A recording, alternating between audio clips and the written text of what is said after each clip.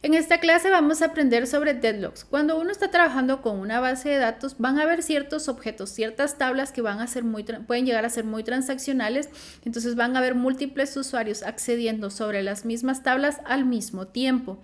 Y la base de datos va a ser capaz de, por ejemplo, yo voy a realizar una transacción sobre la tabla A, la base de datos bloquea la tabla, ejecuta mi operación, digamos un insert, y luego libera ese bloqueo. Luego viene otro usuario diferente también a hacer una transacción sobre la misma tabla A, la base de datos bloquea la tabla, ejecuta la operación, libera el bloqueo. Y vienen más usuarios y la base de datos maneja eso lo hace muy bien. Pero sí puede llegar al escenario en que hayan demasiadas transacciones en un corto periodo de tiempo sobre las mismas tablas, y si un bloqueo se llega a tardar mucho, entonces las otras transacciones o los otros usuarios van a estar a la espera de que, por ejemplo, el usuario A está haciendo una operación sobre la tabla A y esa operación está llevando pues un tiempo prolongado. Entonces el usuario B, el usuario C, el usuario D, todos ellos están a la espera de que este recurso se libere para poder ejecutar las operaciones. Y si luego igual siempre el usuario A quiere volver a hacer otra transacción, puede llegar eso a entrar a un ciclo como a un loop infinito, y entonces todos se quedan como que a la espera pero nunca finaliza, y entonces ahí es donde se genera un deadlock. Cuando yo ejecuto operaciones sobre un objeto o sobre varios objetos de forma implícita, la base de datos va a bloquear esos objetos para realizar las operaciones y luego al finalizar pues va a liberar esos objetos. Pero en Postgres también de forma explícita, si yo así lo deseo, puedo escribir la palabra o la cláusula lock para bloquear los objetos. Veamos un pequeño ejemplo de cómo generar un bloqueo. Acá yo voy a seleccionar esta fila de la tabla City donde tengo la ciudad Guatemala City. Voy a ejecutar begin transaction. Luego voy a eliminar esa fila de la tabla City. Acá no estoy confirmando la transacción, ni no he hecho commit ni he hecho rollback. Eso significa que la transacción no está finalizada, todavía está en proceso. Entonces la tabla City está bloqueada. Acá tengo otra sesión con otro usuario distinto. Si yo hago un select, como yo no he confirmado, pues la fila yo todavía la puedo ver, aunque este usuario pues ya como que mandó a eliminar esa fila. Entonces yo digo, ok, como yo puedo ver esta fila, la quiero actualizar. Entonces vamos a hacer el begin transaction.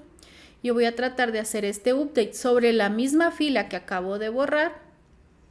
Y entonces acá el query se está como ejecutando y nunca finaliza. Y no es que el query sea lento de ejecutar porque es una base de datos muy chiquitita y este query en realidad pues se ejecuta de forma muy rápida.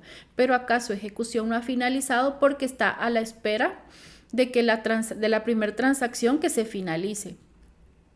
Entonces voy acá a cancelar la transacción, vamos a ejecutar el rollback. Vamos a ejecutar igual acá rollback. Entonces acá ambas transacciones ya finalizaron y pues ya no hay ningún bloqueo.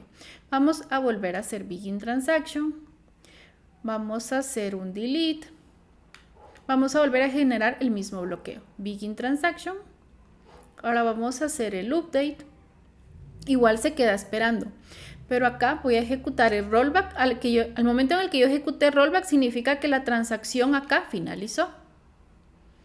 Entonces si me regreso acá, el update ya se ejecutó porque ya se liberó el recurso, y como el recurso se liberó, este query ya se pudo ejecutar. Y si yo selecciono acá, sí se ejecutó el update. Pero vamos a hacerle igual rollback para que no quede cambiado y veamos que hicimos el rollback.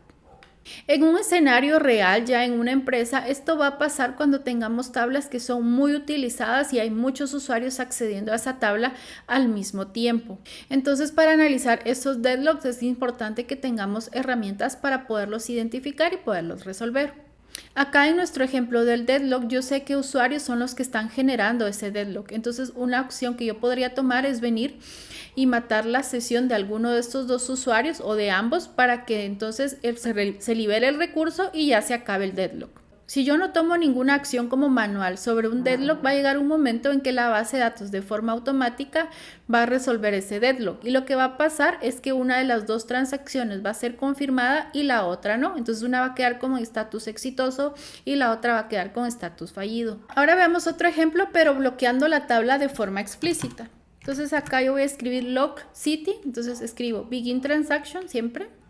Voy a bloquear la tabla. Acá no voy a ejecutar ninguna operación, pero yo de forma explícita estoy diciendo que quiero bloquear esta tabla. Entonces acá en mi otro usuario igual voy a hacer el begin transaction, voy a hacer el update y nuevamente se queda ejecutando porque la tabla está bloqueada. Aunque yo no ejecuté ningún query en específico, pero como bloqueé el recurso, entonces este usuario está a la espera de que el recurso se libere. Vamos a cancelar, vamos a hacer rollback. Igual acá vamos a hacer rollback. En nuestro ejemplo, como sabíamos qué usuario y qué transacción en específico estaba involucrada en el deadlock, pues fácilmente cancelábamos la transacción y ya con eso se resolvía. Pero si no pudiéramos identificar la transacción, entonces tendríamos que ir y recurrir a matar la sesión del usuario que lo está generando. Acá tengo algunos tips que podemos aplicar para evitar que se den los deadlocks. El primer tip es que si por ejemplo tenemos un batch de muchas operaciones SQL, que procuremos en lugar de tener un batch muy grande, tal vez segmentar ese batch en varios pequeños. Entonces ejecuto un bloque de esas transacciones, hago commit, luego otro bloque, otro commit y así, porque si no, si ese bloque de transacciones, ese batch va a llevar mucho tiempo de ejecución y tengo muchos objetos involucrados, hasta que no se finalice, esos objetos van a estar bloqueados y entonces otras operaciones van a ser afectadas, van a estar a la espera de que yo finalice la ejecución de mi batch. Entonces yo podría segmentar, digamos, si tengo 10 objetos involucrados, es decir, estas dos tablas, voy a ejecutar primero un batch con todos los queries de estas dos tablas y hago commit.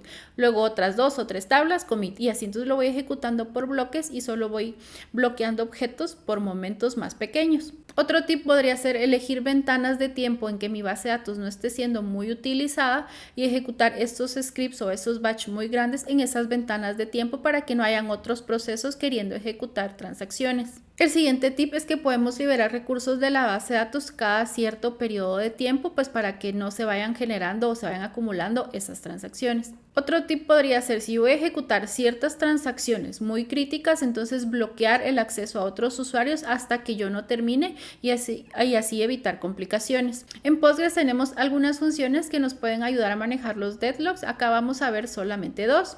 La primera función es Deadlock Timeout. Esta función nos va a permitir configurar un timeout para los deadlock. Por default es 1 segundo. Este tiempo que estamos seteando acá, 1 segundo por ejemplo, es el tiempo que la base de datos va a esperar para chequear si hay un deadlock o no. Y podríamos decir, ok, entonces configuremos un tiempo muy chiquitito para que esté haciendo muchos chequeos. Pues eso no necesariamente es una buena idea, ya que hacer estos chequeos es costoso para la base de datos. Entonces hay que buscar un buen tiempo. El incrementar este timeout va a significar que la base de datos va a hacer menos chequeos, entonces menos uso de recursos. Eso es algo bueno. Como en contras, tendría que se va a tardar más en identificar los deadlocks. Solo superusuarios o los usuarios que tengan permisos pueden configurar esta variable. No cualquier usuario lo puede hacer. Igual si queremos saber cuál es el tiempo que la base de datos tiene configurado, podemos escribir select current setting y dentro de paréntesis escribimos deadlock timeout y ejecutamos.